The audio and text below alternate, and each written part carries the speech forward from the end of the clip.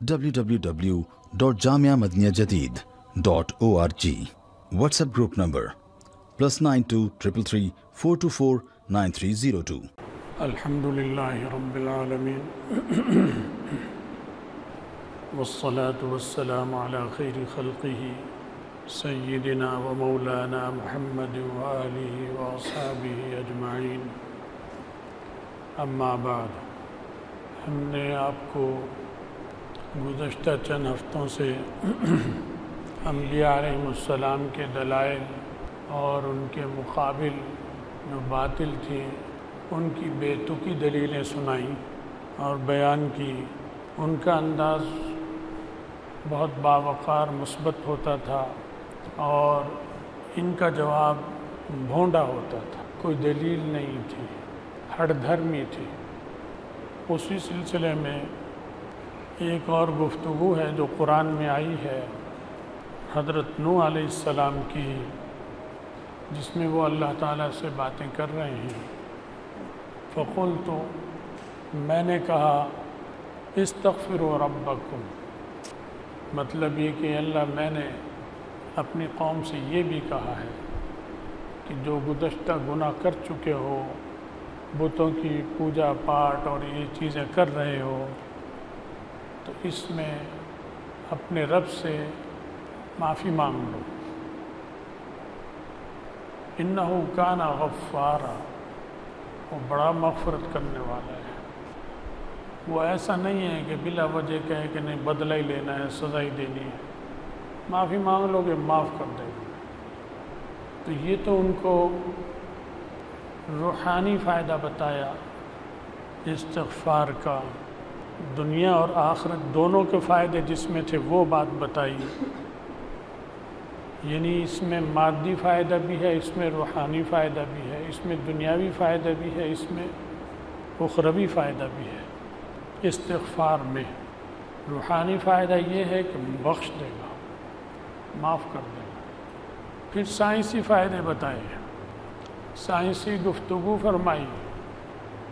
یرسل السماء علیکم مدرارا، موسلا دھار بارشیں دے گا وہ تمہیں، کیونکہ بدعمالیوں کی وجہ سے اللہ تعالیٰ بندوں پر پکڑ بھی فرماتے ہیں، پھر ڈھیل بھی دیتے ہیں.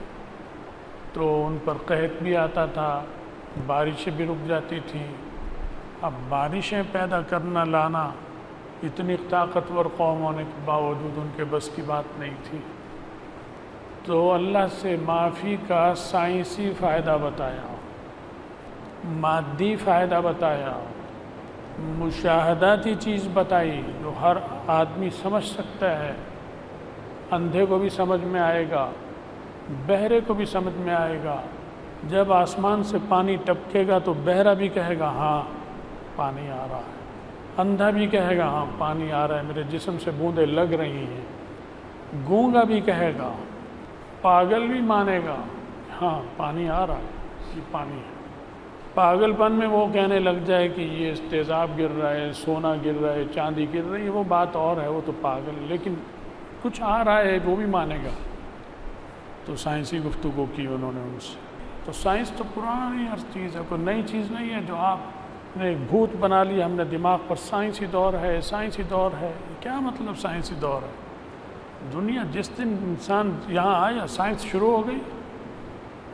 سائنس اس کے ساتھ پیدا ہوئی، اس کے ساتھ دفن ہو جائے گی، کیونکہ مادہ ہے. جب یہ آیا مادی آیا، مادی کائنات میں آیا، مادی کائنات میں دفن ہوگا، سلسلہ ختم ہو جائے. تو کوئی نئی چیز نہیں ہے سائنس. تو انہوں نے بتایا کہ یرسل السماء علیکم مدرارا، تم دیکھتے نہیں ہو کہ کیسی بارشیں برساتا ہے، اور کوئی اور برسا ہی نہیں سکتا بارش. آج بھی نہیں برسا سکتا اور اس وقت بھی نہیں کوئی اور برسا سکتا تھا. پھر ایک اور فائدہ بتایا سائنسی مادی، وَيُمْدِدْكُمْ بِأَمْوَالٍ، مال تمہارا بڑھ جائے گا، مال میں اضافہ ہوگا.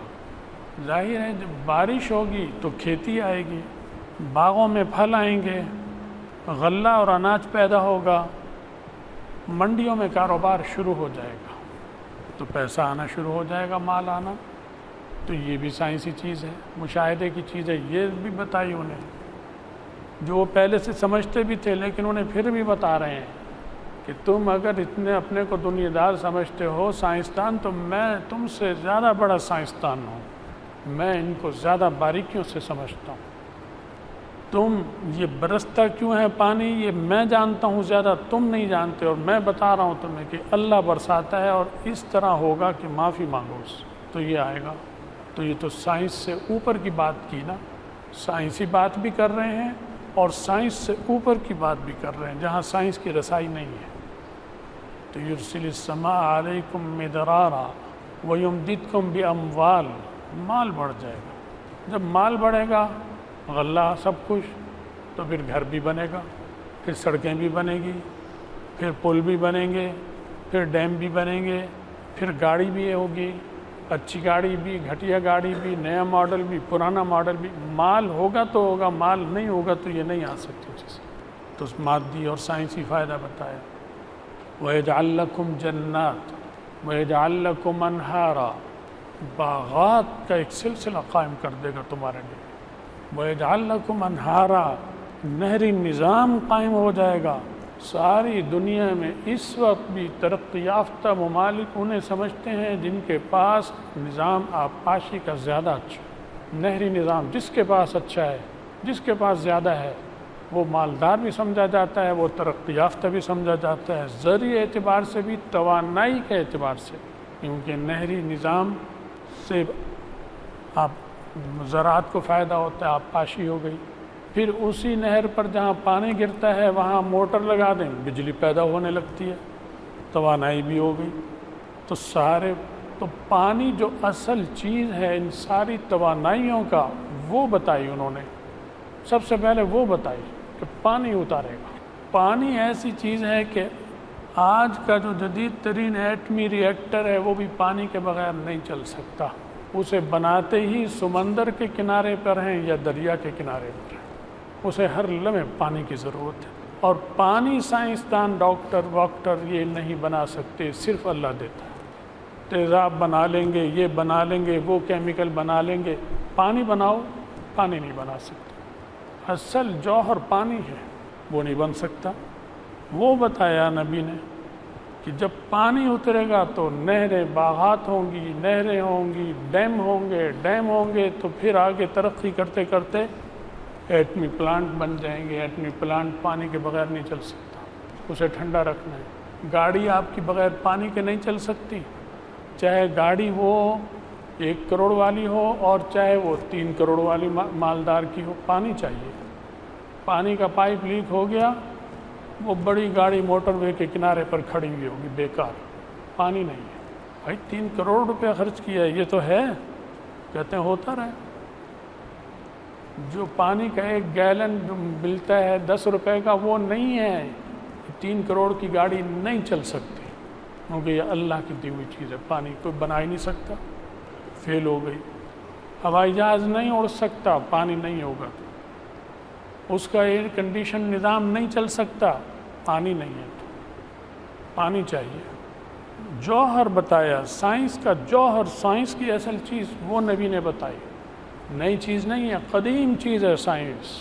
جیسے انسان پرانا تھا، سائنس بھی پرانی تھی۔ انسان نیا ہے تو سائنس بھی نہیں ہے، ایک جیسی چیز، عمر ساتھ جو عمر انسان کی ہے وہی سائنس کی ہے۔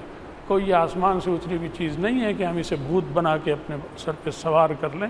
یہ ہماری نوکرانی ہے سائنس، یہ ہماری خادمہ ملازم ہے۔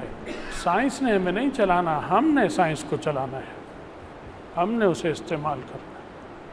وہ دلیل دی انہوں نے، وَيَجْعَلْ لَكُمْ جَنَّاتٍ وَيَجْعَلْ لَكُمْ أَنْهَارًا، اور یہ بھی بتایا کہ اگر تم استغفار کرو، وَيُمْدِدْكُمْ بِأَمْوَالٍ وَبَنِينَ، کہ استغفار کا ایک فائدہ روحانی کے ساتھ ساتھ مادی فائدے بتایا کہ تمہیں نرینہ اولاد دے گا۔ اولاد پیدا کرنا بھی انسان کے بس کی بات آج بھی نہیں اور اس وقت بھی نہیں تھی، یہ اللہ جسے دے۔ لڑکی بھی پیدا نہیں کر سکتا، مانگتا تو ہر آدمی لڑکا ہی ہے کہ اللہ اولاد، لیکن لڑکی بھی پیدا نہیں کر سکتا، اللہ چاہے تو ہوگی نہیں تو نہیں ہوگی۔ تو فرمایا کہ تمہیں اولاد ملے گی اور نرینہ اولاد ملے گی، لڑکے ملیں گے جو فطری جذبہ ہر ایک کا ہمیشہ سے ہے۔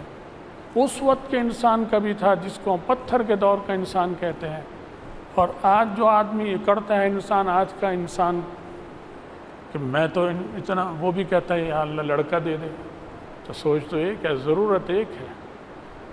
تو فرمایا بنین، نرینہ اولاد دے گا تمہیں وہ، تو انہیں مادی فائدہ بتایا، انہیں سائنسی فائدہ بتایا، تو ان سے انہوں نے روحانی گفتگو بھی کی، آخرت کی گفتگو بھی کی، سائنسی گفتگو بھی کی، مادی گفتگو بھی کی، ہر طرح کی گفتگو حضرت نوح علیہ السلام نے اپنی قوم سے کی، سمجھانے میں کوئی کمی نہیں چھوڑی۔ ما لکم لا ترجون للہ وقارا، کیا ہو گیا تم کو؟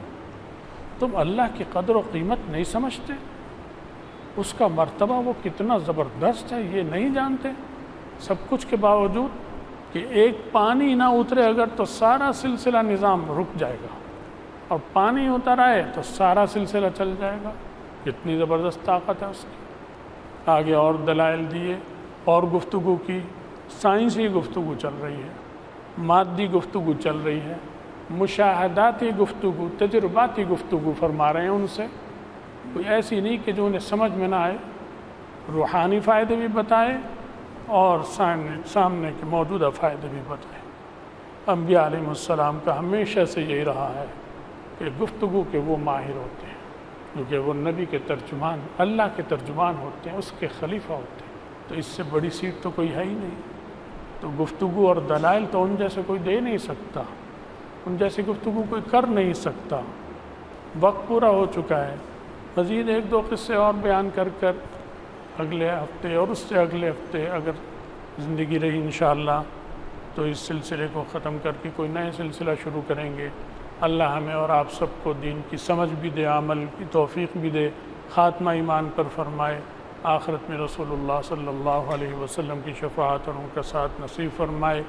ہمارے لکی مروت کے ایک بزرگ دوست ہیں، 100 سال کے قریب، ہمارے حضرت والد صاحب کے بیمار ہیں، حاجی امان اللہ خان صاحب، انہوں نے خصوصی دعاؤں کے لیے کہا ہے، ان کے لیے دعا کیجیے، اللہ انہیں شفاء کاملہ عاجلہ عطا فرمائے۔ اور لوگوں نے بھی دعاؤں کے لیے کہا ہے، بارشوں کے لیے اپیل کی ہے، بلوچستان میں بارشیں بھی نہیں ہیں، زلزلہ بھی آیا ہے، جو مصیبت زدہ ہیں ان کے لیے بھی دعا کیجیے، اور باران رحمت بھی کے لیے بھی دعا کیجیے۔ اللہ تعالی ہم سب کو نیک کاموں کی توفیق عطا فرمائے۔ وآخر دعوانا الحمد للہ۔